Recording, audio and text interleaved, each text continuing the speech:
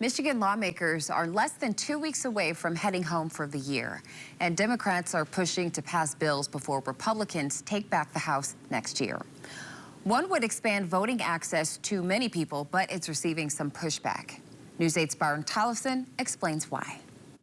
The Michigan Voting Rights Act, a set of bills passed by the House Elections Committee this week, would expand voting access for non-English speakers and those with disabilities. The bills, which already passed the Senate in September, go to the House next for a final vote. I'm surprised that we've gotten this far in our state's history without having this type of legislation. Ballots would have to be provided in more languages, translated to languages not covered by the Federal Voting Rights Act. Kent County Commissioner Yvonne Diaz, a Democrat who serves Southwest Grand Rapids and North Wyoming, says this will break down voting barriers. If we don't have materials in the language, the first language of the people who are trying to vote, then that is a barrier in and of itself. Curbside voting would also be required for voters with disabilities who can't enter a polling place. The biggest concern is just being able to hire enough staff to accommodate curbside voting. Many who run our elections, like Grand Haven clerk Maria Boersma, have spoken out against the bills. They worry they won't have enough resources,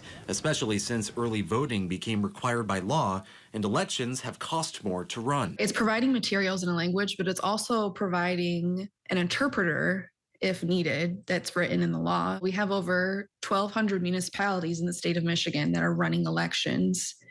And a lot of those overnight are going to see the need to require additional language assistance. I mean, that cost is going to be exponential. They also fear the requirements could expose them to lawsuits. Voters would be able to sue cities or counties for moving a polling place to a new location that could be inaccessible. It creates new, harsher penalties for clerks and election officials that we've never seen before. While Diaz acknowledges the clerks' concerns and believes that they should be more involved in the process, he also feels, I think having a lack of resources is not an excuse for us to not try and improve a system. If anything, that just means that we need to talk about, do we need more resources at the state level, and or do we need to change the way that we're using those resources. Advocates have limited time to bring this legislation to the full House for a vote. Lawmakers are set to adjourn for the year December 19th. Back to you.